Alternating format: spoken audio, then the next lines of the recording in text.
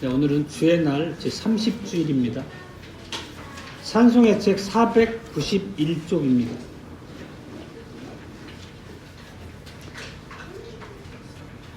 아, 80문답부터 82문답까지입니다. 먼저 80문답입니다. 주의 만찬과 교황파의 미사는 어떻게 다릅니까? 주의 만찬은 첫째, 예수 그리스도가 신이 십자가 위에서 단번에 이루신 유일한 희생제사로 우리의 모든 죄가 완전히 사해졌다는 것. 둘째, 그리스도는 지금 참몸으로 하늘 아버지의 우편에 계시사 거기에서 경배를 받고자 하시며 성령을 통해서 우리가 그에게 접붙여짐을 우리에게 증거합니다. 그러나 미사는 첫째 산자들이나 죽은 자들을 위해서 사제들에 의해 그리스도가 지금도 매일 제사로 드려지지 않으면 그리스도의 고난을 통해서는 죄사함을 받지 못한다는 것. 둘째, 그리스도는 떡과 포도주의 형태로 육신적인 임재를 하므로 거기에서 경배되어야 한다고 가르칩니다. 그러므로 미사는 근본적으로 예수 그리스도의 단번 희생제사와 고난을 부인하는 것으로 저주받은 우상 숭배일 뿐입니다. 81문답입니다. 누가 주의 성찬상에 나올 수 있습니까? 자기들의 죄 때문에 참으로 자신을 미워하지만 그리스도의 고난과 죽음에 의해 이런 죄가 사하여지고 자기들의 남아있는 연약성도 가려졌음을 믿는 자들, 또한 더욱더 자기들의 믿음을 강화해서 자기들의 생활을 고치기를 갈망하는 자들입니다. 그러나 위선자들과 회개하지 않는 자들은 자기들의 심판을 먹고 마시는 것입니다. 82문답입니다. 자신들의 고백과 생활로 불신과 불경건을 드러내는 자들도 역시 주의 만찬상에 허용됩니까? 안 됩니다. 그렇게 되면 하나님의 언약이 더럽혀져서 하나님의 진노가 온 회중에게 불타오르기 때문입니다. 그러므로 그리스도와 그의 사도들의 명령에 따라 그리스도의 교회는 그들의 생활을 고칠 때까지 천국의 열쇠들에 의해서 그들을 제외시켜야 할 의무가 있습니다. 주 예수 그리스도의 사랑하는 형제 자매 여러분, 성찬에 대한 세 번째 설교입니다. 그리고 마지막 설교이기도 합니다. 80문답은 이제 지난주 우리가 29문답 설교할 때 함께 이어했기 때문에 오늘은 81문답과 82문답을 중심으로 설교하도록 하겠습니다. 81, 82문답은 누가 성찬에 참여할 수 있는지, 누가 성찬에 참여해서는 안 되는지에 관련된 고백입니다. 단순히 요약해서 말씀드리자면 불신앙과 불경건을 드러내는 자들은 성찬상에 참여할 수 없다는 것입니다. 그렇게 함으로써 성찬상을 거룩하게 지켜야 할 의무가 교회에 있다는 것입니다. 이 사역은 모든 교우들이 함께 참여하는 전체 교회의 사역임과 동시에 잘 아시는 것처럼 이 성찬의 성례를 거룩하게 지키는 것은 장로들에게 주어진 특별한 사역이기도 합니다.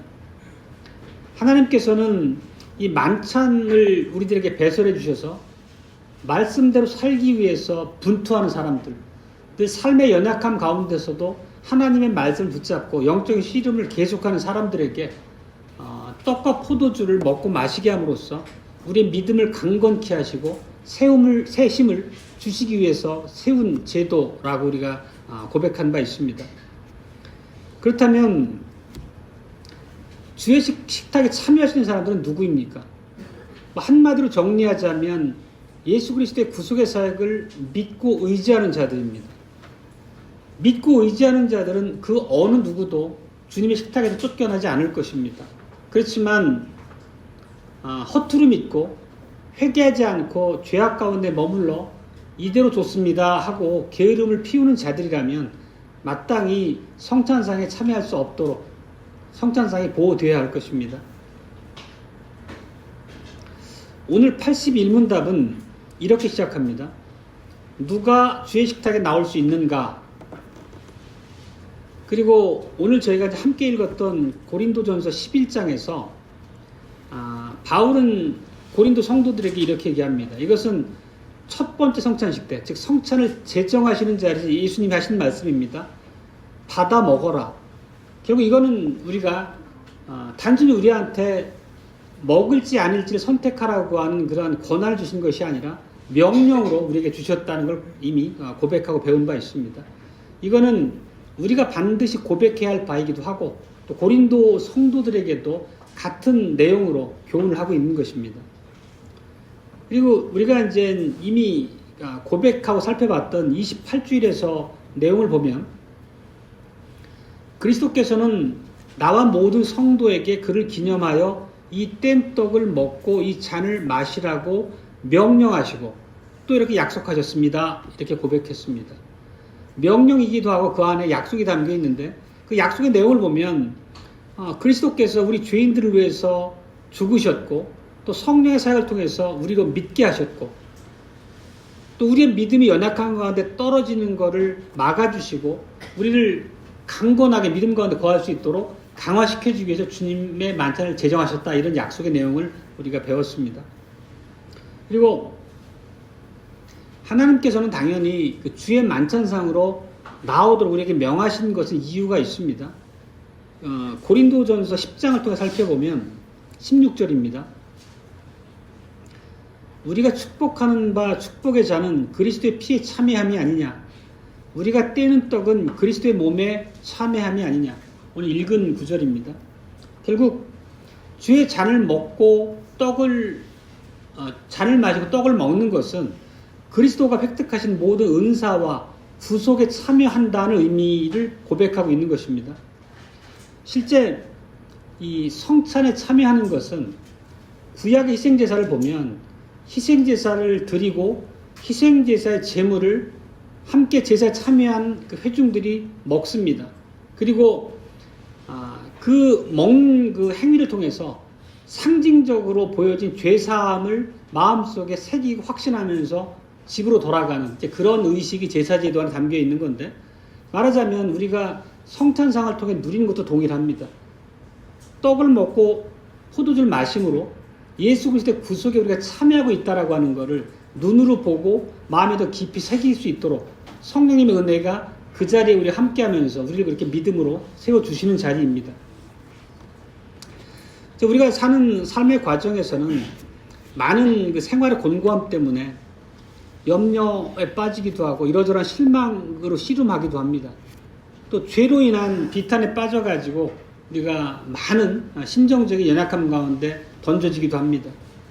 그렇지만 그런 연약한 우리들을 주님께서 성찬상에 데려다 앉히심으로 우리가 삶에서 싸우며 받게 되는 모든 그런 허탄함 또 그 다음에 우리의 죄로 인한 비참함들을 다시 거두어 주시고 하나님의 구속을 더욱더 의지할 수 있도록 우리를 북돋워주는 자리라고 말씀드렸습니다.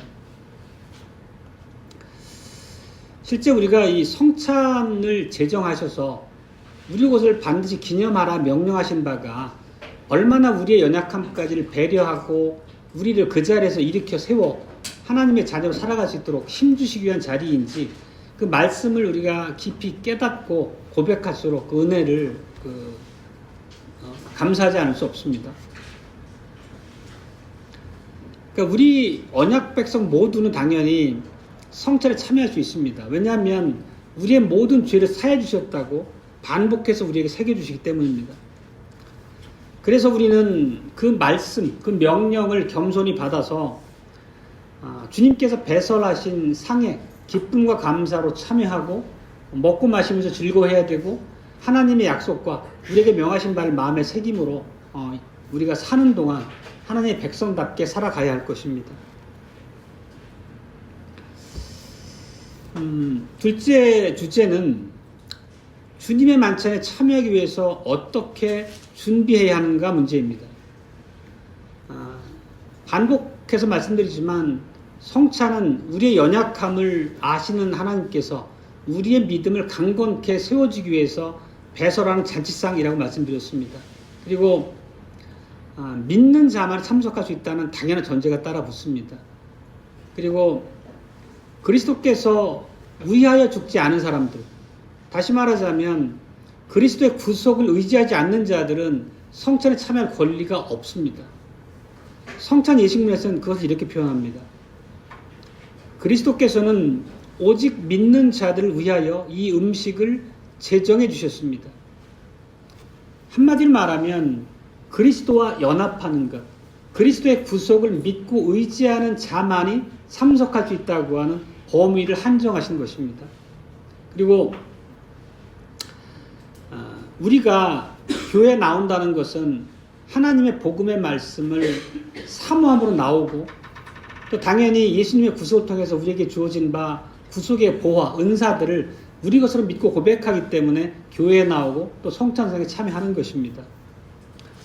그렇지만 이 부분을 우리가 오늘 읽었던 고린도서 본문들을 통해서 조금 더 깊이 살펴보고 우리가 경계 삼아야 할 바가 무엇인지 좀 배우도록 하겠습니다. 먼저 고린도전서 5장입니다. 여기 보면 가증한 범죄를 저지른 한 형제에 대해서 말합니다. 그렇지만 참으로 믿지 않는 교회 밖의 사람들에게서도 부끄러운 죄를 범했음에도 불구하고 그 죄를 범한 형제에게 충고하거나 적극적으로 회개를 요청해서 그 길에서 돌이키도록 하는 형제가 교회 안에 없었다는 것입니다. 아무도 그 형제를 사랑으로 권면하지 않았다는 것입니다. 이건 사실 굉장한 비극입니다. 교회로서는. 이런 이제 맥락의 과정에서 8절에서 말한 바가 명절을 지키라입니다. 여기서 말하는 명절은 유월절입니다. 그리고 유월절이 예수 그리스도께서 유월절 제사를 완전히 완성하시고 성취하심으로 이제는 우리가 그것이 주님의 만찬으로 대체된 것을 우리가 잘 압니다. 그렇지만 바울은 그렇게 얘기합니다. 명절을 지키되, 즉 우리가 주님의 만찬에 참여할 때 묵은 누룩, 괴악하고 악독한 누룩, 그 죄를 교회에서 제거한 후에 지키라고 얘기를 합니다. 그리고 7절에 보면 오직 순전함과 진실함으로 주님의 만찬상에 참석하라고 명령합니다. 이것은 달리 말하면 아버지의 아내를 취한 정말 가증한 죄를 범한 그 형제를 주님의 만찬상에 참여시키지 말라는 것입니다. 그가 비록 형식상 고린도 교회 성도 한 사람일지라도 이런 죄악 가운데 머무는 한은 성찬상에 참여할 수 없다는 것입니다. 성찬상은 거룩하게 지켜져야 한다는 것입니다. 그리고 이어서 고린도전서 10장을 보면 거기에서는 이렇게 요점을 말하고 있습니다. 16절입니다. 우리가 축복하는 바 축복의 자는 그리스도의 피에 참여함이 아니냐, 우리가 떼는 떡은 그리스도의 몸에 참여함이 아니냐. 이 말씀의 의미는 결국 떡을 먹고 포도주를 마시는 것은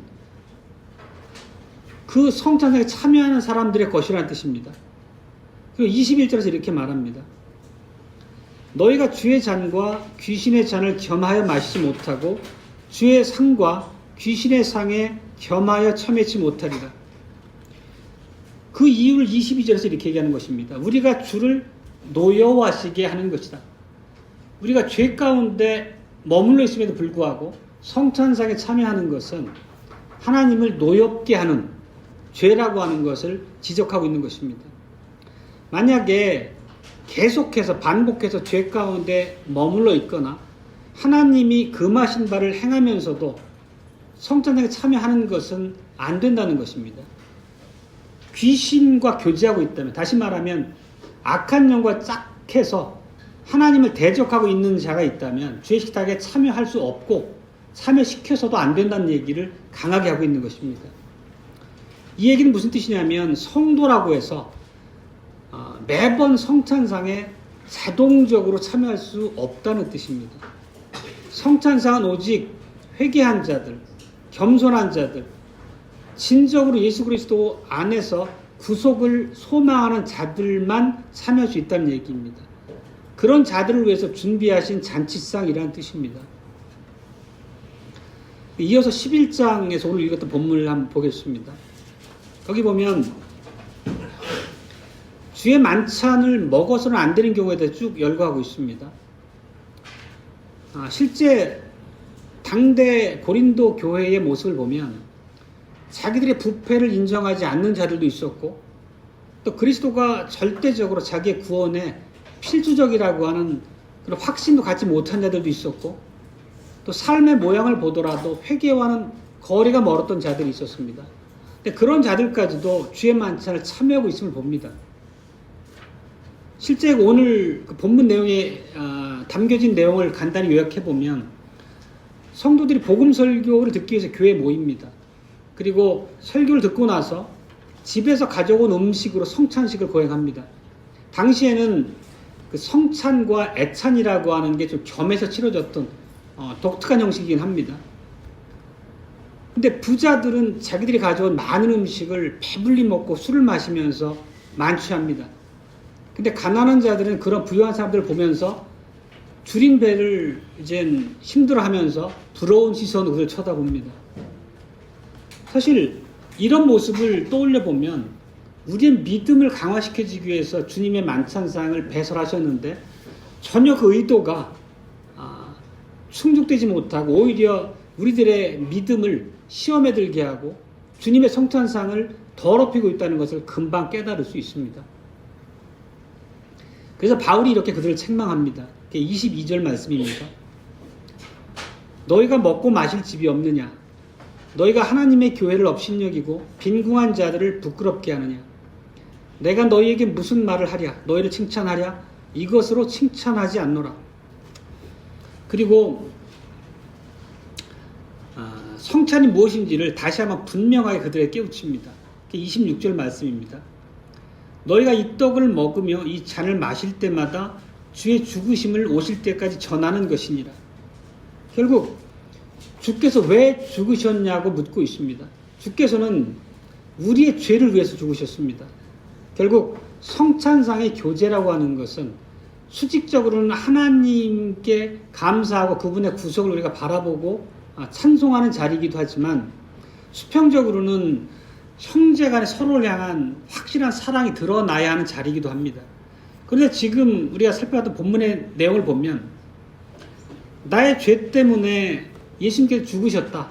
그리고 마땅히 그분의 우리를 향한 자기생적 사랑을 우리가 형제 자매에게 베풀어야 된다라고 하는 엄중한 명령 앞에서 전혀 그것을 등한시하고 죄를 범하고 있는 것을 보게 되는 것입니다. 지금 이 고린도 교회 성도들처럼 이런 방식으로 주의 떡이나 잔을 합당치 않게 먹고 마시는 것은 결국 참된 형제의 사랑을 저버린 것에 다름 아닙니다. 또 죄 가운데 살면서도 계속해서 주님의 만찬상에서 먹고 마시는 자리에 참여한다는 것은 예수 그리스도의 피를 범하는 일이라고 명백히 구별되어 얘기하고 있습니다. 이것을 히브리서의 표현을 빌어 얘기하자면 하나님의 아들을 다시 십자가에 못 박아 현저히 욕을 보이는 행위라는 것입니다. 우리가 성찬상이 거룩하게 지켜져야 하고 우리 스스로가 성찬상에 나올 때 어떤 마음과 자세와 소망을 갖고 나와야 되는지를 매우 분명하게 보여주고 있는 것입니다. 그러면 이렇게 주님의 만찬상을 더럽히고 스스로 마땅히 요구되는 바 앞에 바로 서지 못했음에도 무분별하게 참여하게 되면 하나님의 심판에 따라오게 되는 것입니다.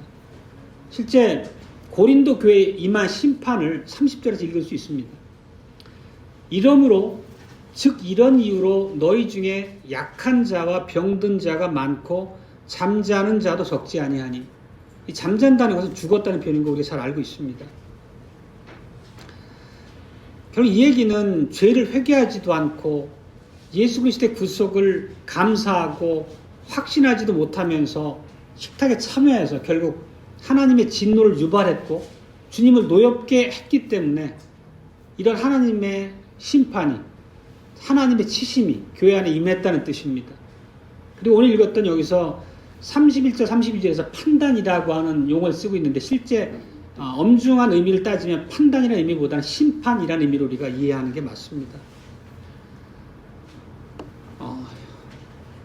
실제 고린도 교회를 성찰 무분별하게 더럽혔던 그들에게 진노하셨던 하나님은 오늘날 배설하시는 이 교회 안의 성찬에서도 동일한 하나님이심을 우리가 깨달아야 합니다.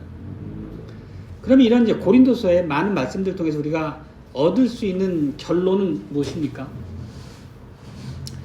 결국 우리가 너무 당연하게 성찬에 참여해도 된다라고 느슨하게 생각하고 그냥 무분별한 참여가 얼마나 하나님께서 맞고 우리에게 경계를 요구하시는 말씀인지를 살펴배운 것입니다. 결국 우리는 주님의 만찬상에 나오기 전에 늘 우리가 그 만찬 예식문에서 얘기하는 것처럼 우리 스스로를 살피고 점검한 후에 나와야 된다는 뜻입니다. 그러면 우리가 자신을 시험한다는 게 어떤 의미입니까?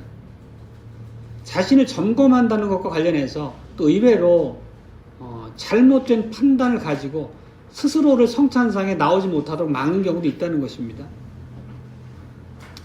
잘못된 경우를 살펴보면 예를 들어서 자기를 점검한다는 것을 나는 과연 하나님의 자녀가 맞나? 정말로 예수 그리스도께서 나를 위해 죽으신 것이 맞는가?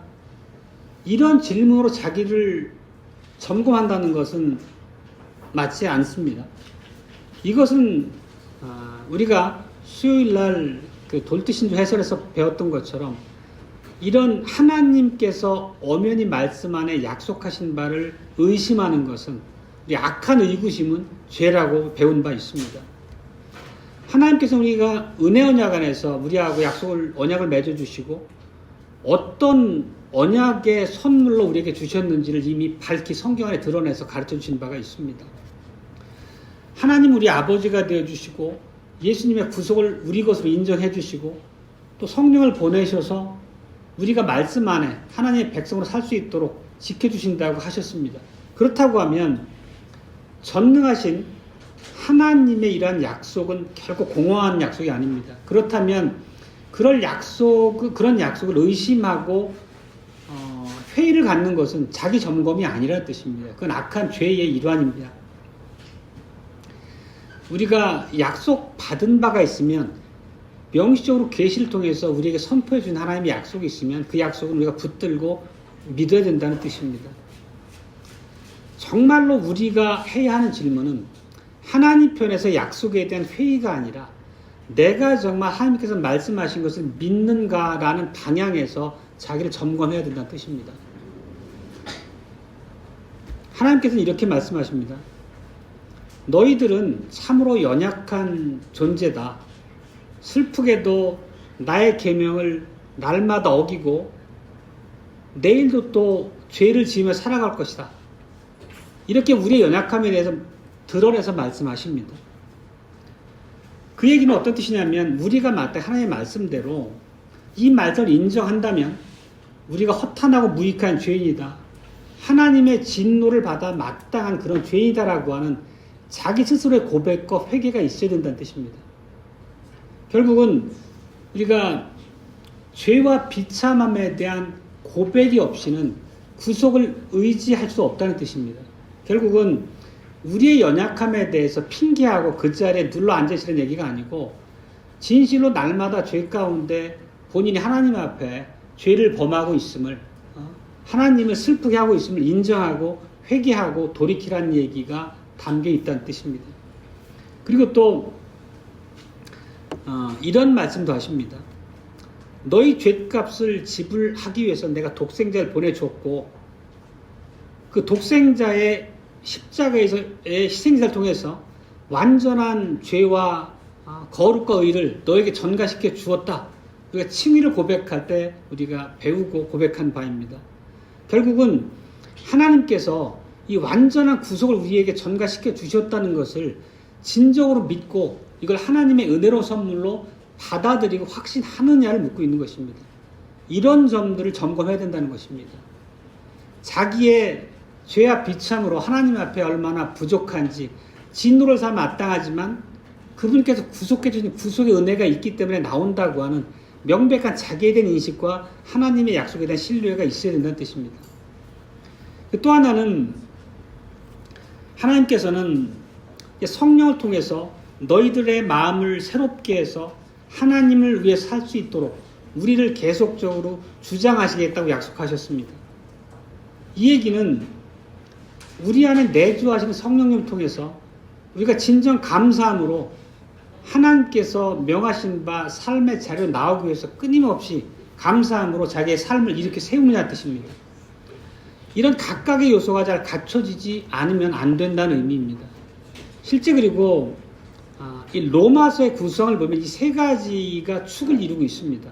결국은 우리 이제 모든 신자들이 진리로서 고백하고 있는 바이기도 합니다. 실제 우리가 죄와 부패로 인한 그 불행이 우리에게 실체적인 삶의 현 주소라는 것을 얘기하고 있는 것이고, 또 예수 그리스도 안에 있는 하나님의 구속이 실제 우리에게 주어진 하나님의 선물로 실제하고 있다는 것을 우리가 믿는 것이고, 또 하나는 성령의 새롭게 하시는 사역을 통해서 우리의 삶의 변화가 하나님을 통해 주장되고 있다는 바를 믿는 것입니다. 그리고 실제 이건 우리가 또 잘 아는 바처럼 하이델베르크 교리 문답이 크게 이 세 부문으로 기획되어 있습니다.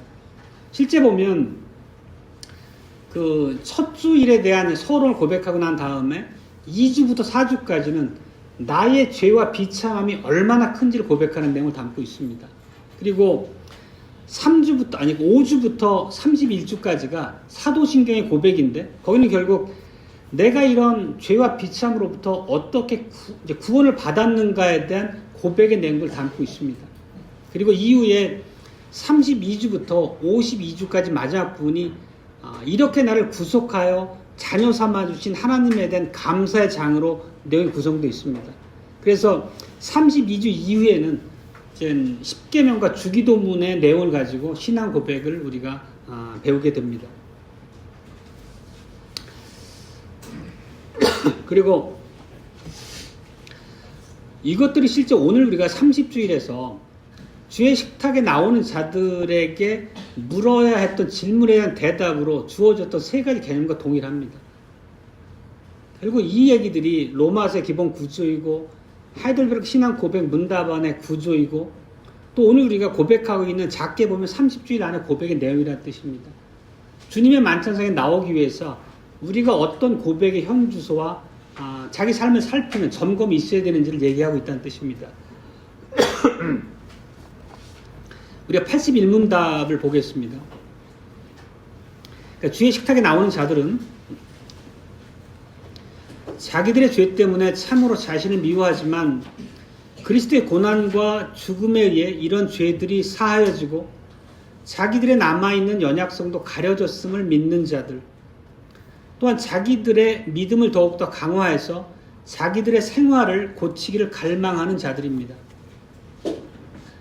결국 로마서나 하이델베르크 전체 구성처럼 이 문답 안에서도 그 내용을 선명하게 우리에게 가르치고 있음을 봅니다.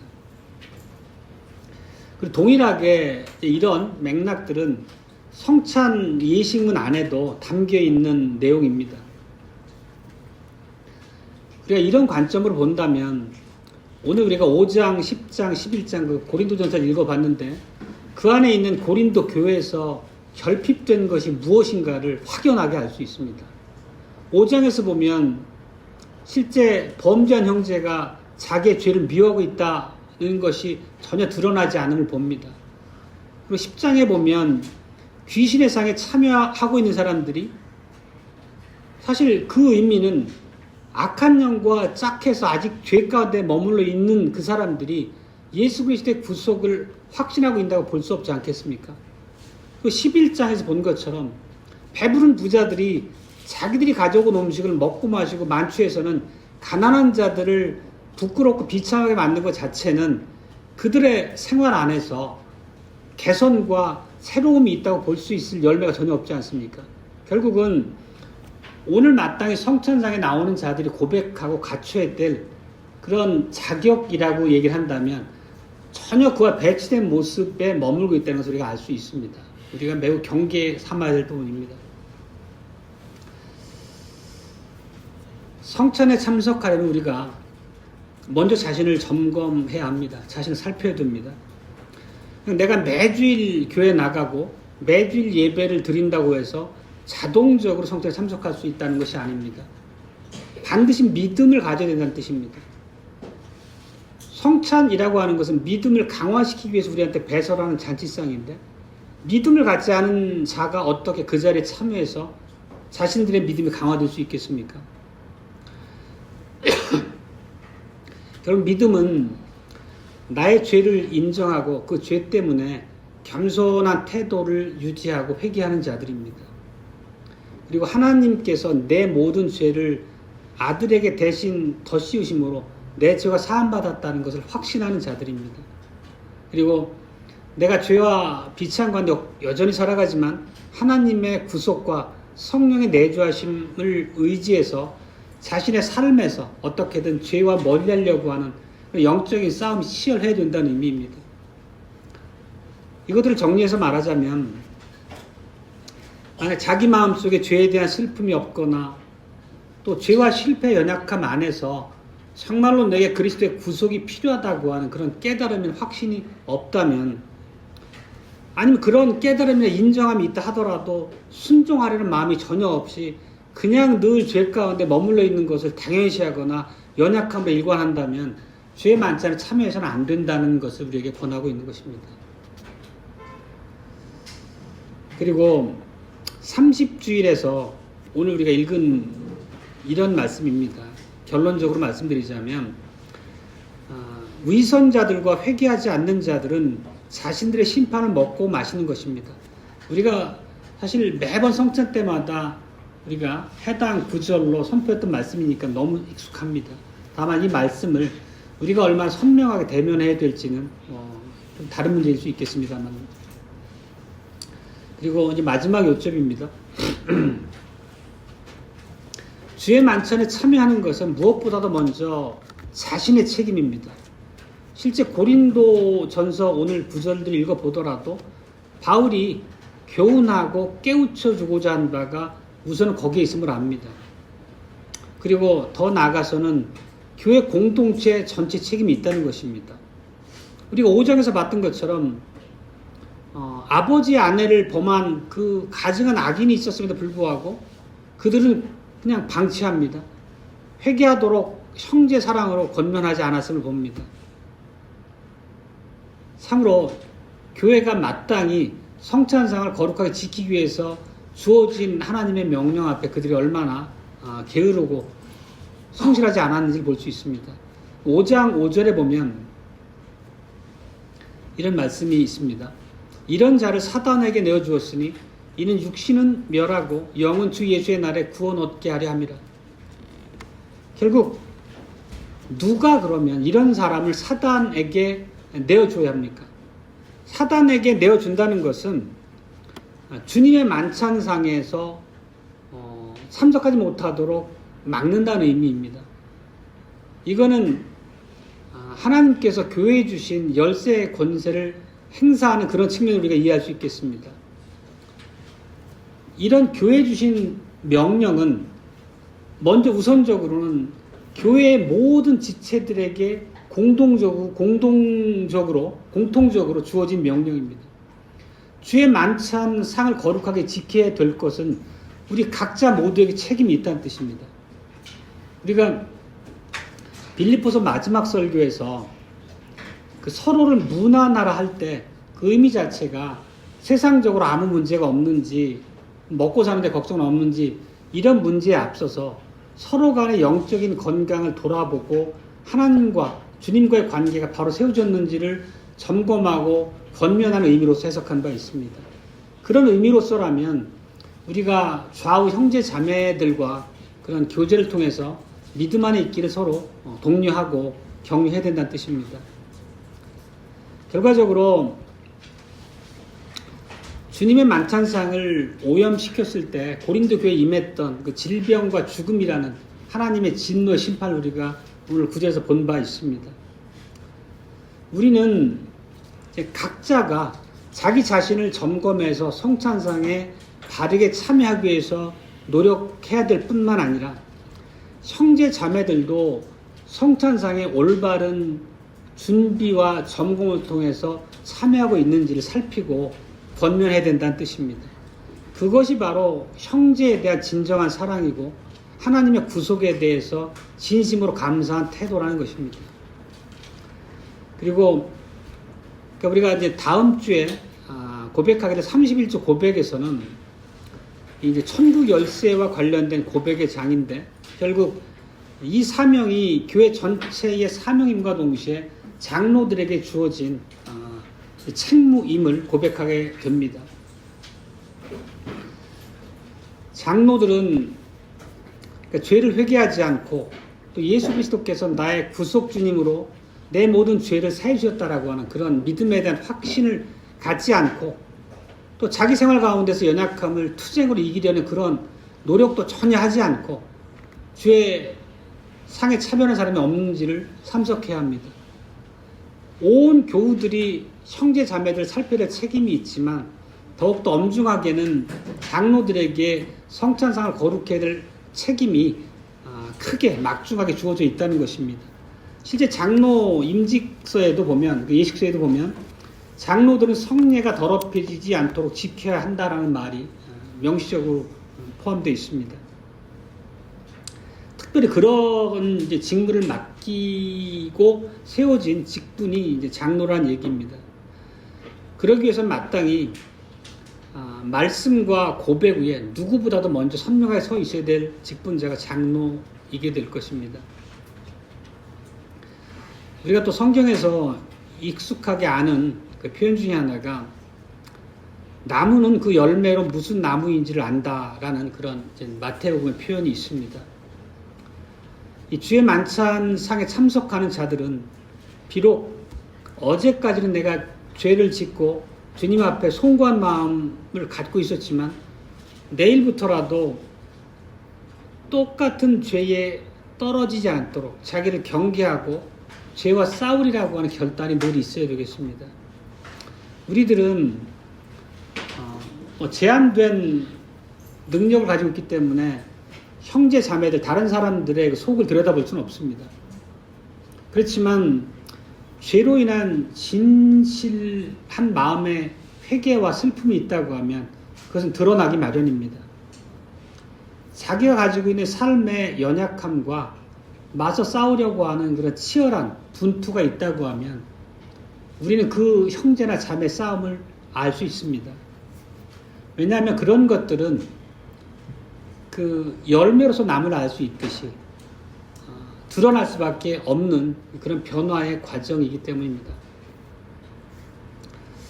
그리스도 사랑하는 형제자매 여러분, 우리가 어떠한 내용으로도 우리 주님을 노여우시게 해서는 안 됩니다. 주님의 가르침을 거슬러서 주님께 대항하는 그런 어리석음을 범하면 안 됩니다. 우리가 행동으로 그리스도인이 됨을 보여주지 못하거나 어쨌든 많은 연약함 가운데 성찬상에 마땅히 참석할 수 없는 그런 연약한 지체가 있으면 사랑으로 권면하고 위로하되 또 명하신 바대로 만찬상을 지켜야 된다라고 하는 우리의 그 명령 앞에서도 순종해야 될 것입니다. 사실 이것은 우리 각자에게 굉장히 큰 용기가 필요한 일이기도 합니다. 누군가 부족함이 있다 할 때 형제로서 사랑을 가지고 권면하고 그를 위해 기도하고 돌이키도록 얘기한다는 것은 용기가 필요하기도 하고 큰 지혜가 필요한 일이기도 합니다. 우리는 마땅히 하나님 앞에 그런 지혜와 용기를 구하고 사랑으로 형제들과 관계해야 될 것입니다. 이 말씀을 맺겠습니다.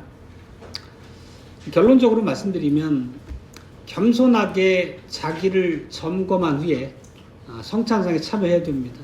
그리고 이 직분을 이 직무를 위해 세움받은 자들이 장로란 얘기를 앞서 드렸습니다. 물론 우리가 완벽한 모습을 갖춘 에 참석하는 얘기는 아닙니다. 다만 우리의 죄와 비참을 주님 앞에 인정하고 회개하고 또 그분의 구속을 내가 확신하고 또 내 삶 중에 계속 끈적하게 묻어있는 죄들과 싸우려는 그런 결심과 의지가 필요하다는 얘기를 드리는 것입니다. 그리고 개혁교회에서는 주님의 만찬상을 바르게 지키기 위한 그런 노력의 일환으로 주님의 만찬을 앞두고는 장로들의 신방이 있습니다. 그래서 장로들은 잘못된 삶을 살거나 혹은 어떤 연약함 가운데 있는 그런 지체들을 위로하고 격려하고 또 하나님의 말씀을 통해서 그 잘못들을 고치도록 권면하는 자리가 바로 그런 자리입니다. 그러니까 그렇게 해서 결과적으로 얻고자 하는 것은 모든 지체들이 잘못된 자리에 있다면 그 자리에서 돌이켜 일어나서 함께 성찬상에 참여할 수 있도록 그렇게 촉구하는 자리가 신방이라는 의미입니다. 따라서 마땅히 우리 모두는 장로들의 신방을 받을 때 따뜻한 마음을 맞아주고 진지하게 교제하면서 본인의 연약함을 정직하게 얘기하고 같이 하나님 말씀 안에 서나가기 위한 노력들을 힘을 모아 해 나가야 될 것입니다. 우리 주원교회도 아직까지 모든 분이 다 느끼지만 부족함이 많습니다. 그렇지만 이런 부족함 가운데서도 교회는 하나님이 주신 놀라운 은혜의 장소입니다. 그래서 우리가 은혜를 받은 자리에 합당하게 서 있기 위해서 피차간에 서로 살피고 격려해야 되겠습니다. 죄에 빠진 형제가 있다고 하면 회복시켜주기 위해서 사랑으로 격려하고, 그리고 이러저러한 어려움에 처해 있거나 낭망에 처한 형제가 있다면 또 따뜻한 위로와 손길을 건네야 될 것입니다. 그래서 아무도 예배에 나오지 못할 만큼 어려움에 처한 형제가 없도록 우리 좌우 형제들을 살펴야 될 것입니다. 그렇게 해서 우리 주원교회가 하나님의 아름다운 성소로 예수 그리스도의 몸으로 바르게 세워져 나갈 수 있을 것입니다. 아멘.